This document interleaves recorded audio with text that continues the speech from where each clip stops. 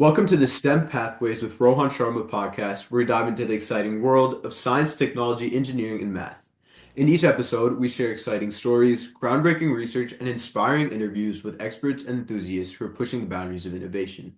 Whether you're a student, a professional, or just curious about how the world works, join us as we explore the endless possibilities of STEM. Let's get started. Today, I'll be interviewing Tim Brown, who holds a PhD in sociology from Georgia State University. How are you doing today? I'm doing great. How you doing today? I'm doing good. So to get started, I wanted to ask what made you choose your degree of management for your bachelor's, which you did at Georgia Tech? Oh, so that's a great question. So I actually attended college as a student athlete. I played football for Georgia Tech, and so I always had an interest in computer science and also business. And so business allowed me the opportunity to kind of have a balance between some goals that I had coming into college, but also some of the pursuits that I had while I was in college. Yeah. And when did you choose Georgia Tech? Yeah, so like I said, I was a student athlete, so I was fortunate enough to be recruited, and so there's a lot of content about being recruited as a student athlete out there on the internet. So I encourage anyone who's kind of curious about that to check it out. When I was a student athlete, the landscape of athletics was a lot different because recently you may have heard of the NIL, the name, image, and likeness legislation that the NCAA has allowed student athletes to profit off their own name, image, and likeness. In the past, it was not like that. So between that and the transfer portal, the life of a student athlete now is a lot different than what it was when I graduated. So all this to say that when I came out, I was recruited by several schools in the South. I narrowed it down to Georgia Tech and Duke. I took a visit to both, and I came to Georgia Tech in the middle of downtown Atlanta and had a great time on my official visit. And so this is where I knew I wanted to go. Yeah. So what was your experience like when you were there? I mean, it was great. So, from a athletic standpoint, we were a very successful team, and we won close to 40 games over the course of my career. We won many bowl games. We beat a lot of our in-state rivals and out-of-state rivals, including the University of Georgia and Clemson. As a student, I mean, Georgia Tech was rigorous. Still is a very rigorous school. It is a STEM school, so highly analytical in terms of its approach towards a degree. But the thing I would say is that it also prepares you extremely well. It's very rare that I come up across a problem that I can't begin to approach to solve. A lot of that's because of the tools that Georgia Tech was able to instill in me. Yeah. So when along the journey at Georgia Tech do you decide that you want to keep going further and get a master's? And so I was in my junior year, and I had to reflect on what my next steps would be. And so, when you're a junior, you only have about a year and a half before you're expected to transition into adulthood. I decided I wasn't ready yet. And so I was fortunate enough to get a graduate assistantship at Clemson University. And when I graduated from Georgia Tech in the summer, I immediately started at Clemson that same summer and acquired my first master's in human resource development in about a year and a half. And then, as you mentioned, in pursuit of that sociology PhD is when I got that second master's more recently. Yeah. So what'd you do between getting your first master's at Clemson and then later going back to school?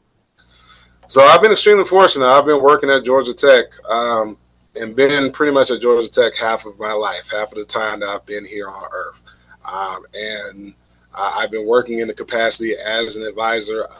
My job title has always been advisor, so I've always been student facing. This means that you have intimate relationships with students to the best of your ability.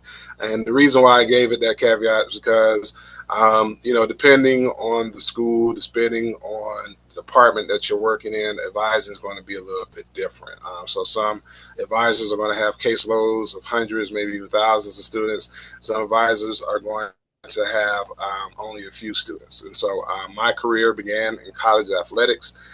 So I did not have caseloads of hundreds of students. I only had caseloads of maybe 10, 20 students at max. And so when you have that, especially for what's expected of a college athletics advisor in terms of assisting students with progress towards degree NCAA compliance, then you forge very close relationships because you have the opportunity to interact with these students almost daily. And you're around the students a lot.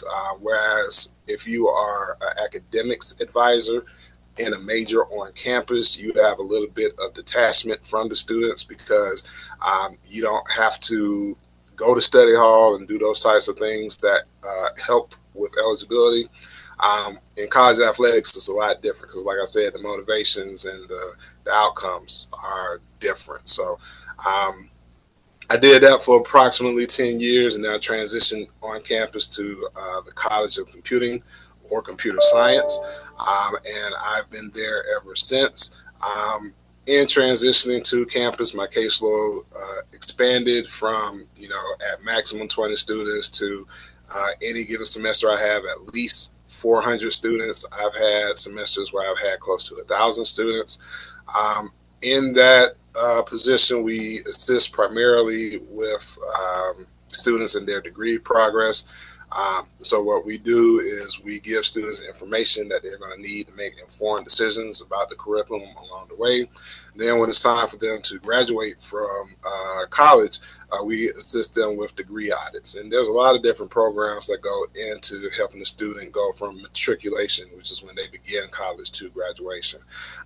So we have a lot of things like the Freshman First Year Initiative, where we meet with every first year student and we help them create a plan for the rest of their time here. And that plan includes not only their classes, but it includes their extracurricular activities and includes all the different things they're going to need in order to get out of Georgia Tech successfully. And the beautiful thing about that, too, is it reduces the confusion that you have. And so something that is important to note, and then I'll slow down so you can ask another question, is that in the field of computer science, it's just rapidly changing constantly. And so just as an example, the knowledge base that students needed for some of the upper level classes here at Georgia Tech has changed within the past 3 years. What I mean by that is if you wanted to pursue artificial intelligence, then just a few years ago, the expectation was that you had a beginner's knowledge level of Java. But since then, it has expanded to where you have to be proficient in Java in order to move forward with that. And you can kind of see that reflected in a lot of the news that you see. You've heard about things like Meta and other companies saying that entry-level software engineers, they don't have the same level of tasks that they had in the past because they work with generative AI.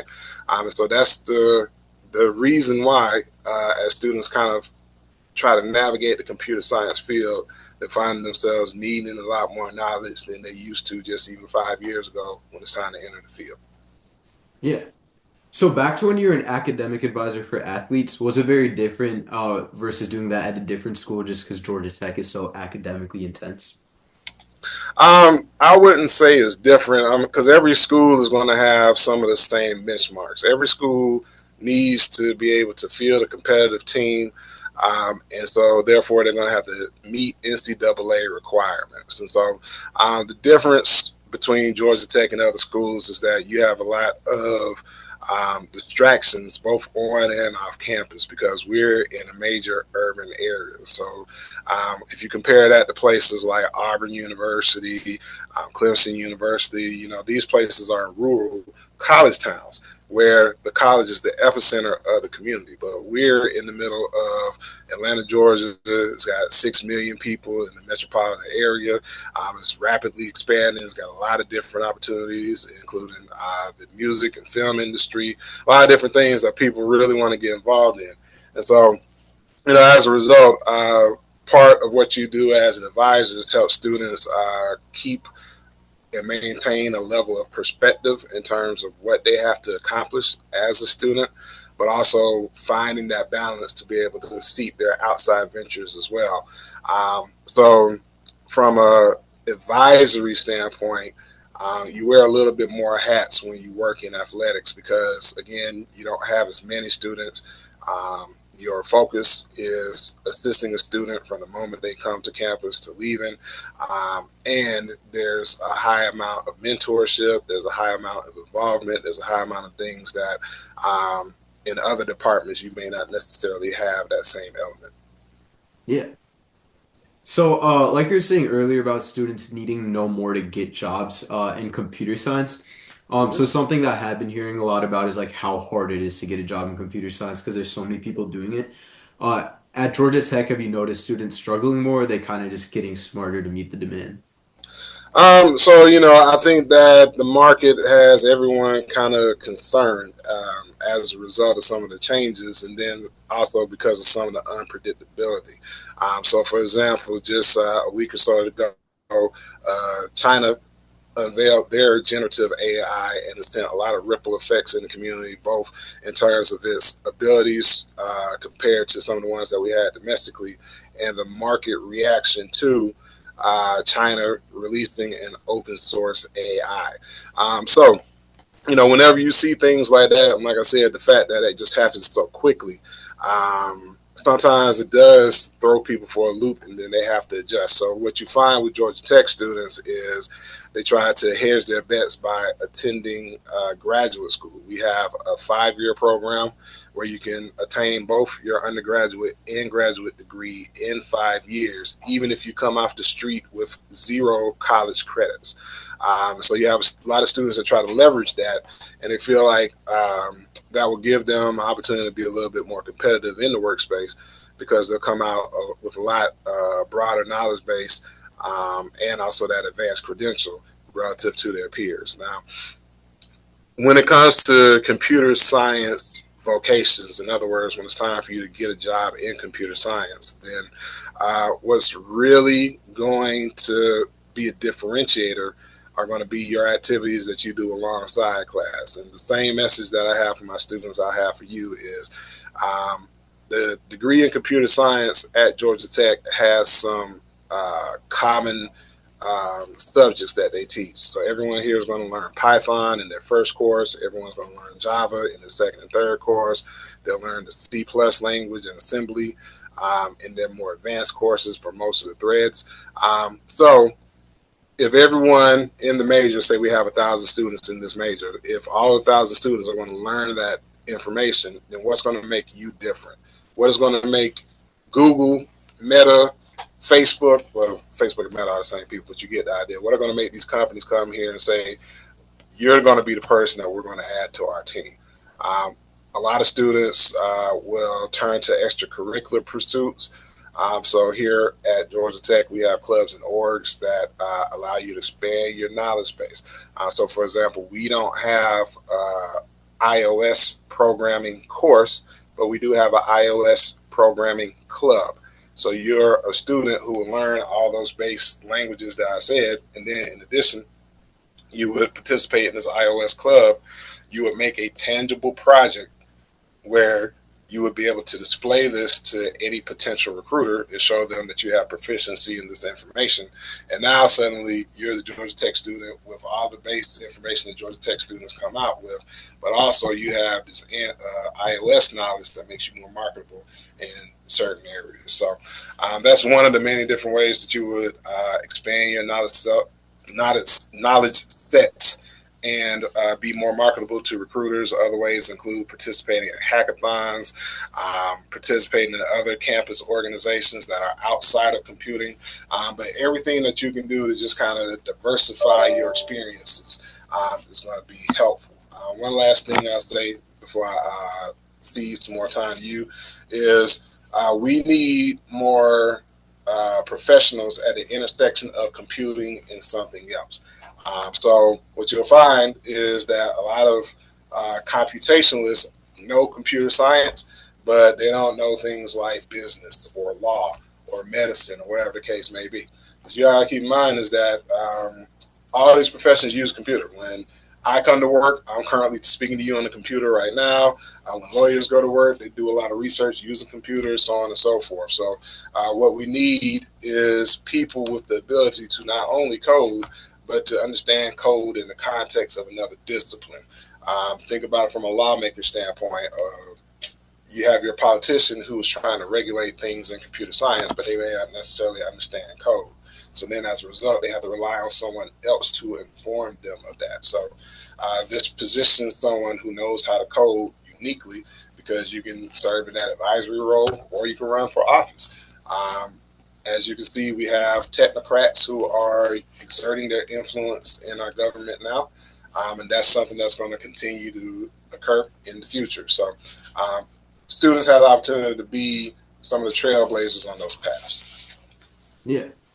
So when someone hears that a person went to Georgia Tech, especially for computer science, they know that that degree has a lot of weight behind it. And then if Mhm. you talk to anyone who works with hiring, especially at these big companies like Meta, Google, Apple, Amazon, a Georgia Tech degree is very impressive. What makes it stand out compared to all these other universities? Is it that you have all these extracurricular opportunities, or is it the classes? It's a combination of a lot of different things. So, first of all, we have a dedicated teaching faculty for our lower level coursework, and that's something that is unique. There's not a lot of colleges that have faculty members where all they do is teach. So, that makes us unique in that regard. Your first 2 years, your instructors are going to do nothing but teach you the basics of computer science. The other thing about it is that it's just highly analytical. So everyone at Georgia Tech has to take calculus in some form, whether you're computer science, business, and the liberal arts school. Everyone has to take a programming course. So again, doesn't matter what your major is, you got to take a programming course. And so that rigor is built out across the institution. And on top of that, you got world class researchers who are constantly working on different projects that gain notoriety, both for Georgia Tech as an institution and in society as a whole. So one of the big things that you have here at Georgia Tech is the Georgia Tech Research Institute. They have a lot of different contracts and agreements where they're working on things with like the Department of Defense, when they're working on things for aerospace companies, wherever the case may be. So wherever you have a technological frontier, you can bet that someone from Georgia Tech is involved. Yeah. So for my last question, I wanted to ask if you have one piece of advice for someone who's still in high school or early in college wanting to follow a similar career path as you. Yeah, no. So I would say that you're not limited by your majors. That's number one. I think a lot of times students kind of get caught up in the fact that, um, hey, I majored in this particular thing, so I need to go in that particular field. And in fact, if you're talking about higher ed, what we produce is knowledge. So it's good that you might come from a different background that's not necessarily higher ed related. You don't have to be in higher education administration in order to enter higher ed. The thing that you have to do is show proficiency in your knowledge and in your field. Another thing I would say is stay naturally curious because, kind of similar to computing, our global knowledge is transforming consistently and constantly. And part of that's just because of the advancement in computing. So, just as an example, um, when you have a lot of data, so Georgia Tech is an institution that has a lot of students, and a lot of students have a lot of different things from personal information to grade information or whatever the case may be. There's an opportunity for a lot of data analysis. That stuff just a few years ago was done manually, but now again with the advent of AI and a lot of this information processing, um, you don't necessarily have to know how to do the stuff manually as much as you have to know how to tell the computer how to do it and how to do it well. So again, as long as you are consistently curious, as long as you understand that you're not limited to your degree path, and then the last thing is it's not important. It's more important to understand why.